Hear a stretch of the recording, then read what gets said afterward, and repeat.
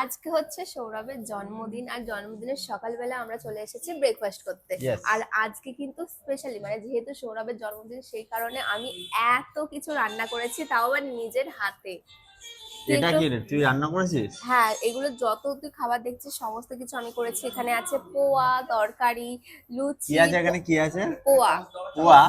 পোহা, পোহা আছে, তারপরে লুচি, পরোটা, হ্যাঁ, তারপরে ডিম আছে, সমস্ত কিছুই আমি রান্না করেছি নিজের হাতে। আর আমি আচ্ছা। চাই তুই এটা খেয়ে একটু টেস্ট কর আচ্ছা। আর বল যে কেমন হয়েছে। প্রথমে তুই পোহাটাই খা। দারুণ হয়েছে, হেভি রান্না করিস তো তুই। কবে শিখলি এগুলো? এইগুলো আমি মানে এটা আমার ট্যালেন্ট জন্মগত, হুম। আর আমাকে একটুখানি হৃদয় দা শিখিয়েছে।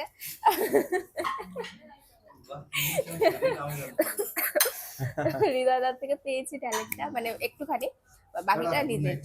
যাই হোক, খাবার নিয়ে তো পালাই তো সব আমি কিন্তু একা আমার জন্য, ওইটাই তো বলছি, আমি একা আমার জন্য করিনি, আমি সবার জন্য রান্না করেছি। তোমরা সবাই আমাকে খেয়ে রিভিউ দেবে যে কিরকম বানিয়েছি আমি খাবারগুলো। যাই হোক, তুই লুচিটা খা। এখানে অনেক খাবার অপশন আছে, আমি যেটা ইচ্ছা আমার সেটা হ্যাঁ খাবো, আমার যেটা ইচ্ছা তুই জন্মদিন। খেতে পারিস। এবার তুই কোনটা খেতে চাস? পোহা তো খেয়ে আমি নিয়েছিস। এটা হাফ খাবো, এটা হাফ খাবো। এটা হাফ, এটা হাফ, হুম। ঠিক আছে। তাহলে আমরা দুজনে ভাগ করে খাবো। By the way, equally. আবারও হ্যাপি বার্থডে। Thank you. অনেক ভালোভাবে কাটা তোর জন্মদিনটা, অনেক ভালো থাক, জীবনে অনেক বড় হ।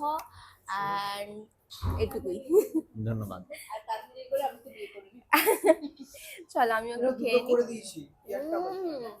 কি দারুণ রান্না করি আমি। নাটক। না, একটাও রান্না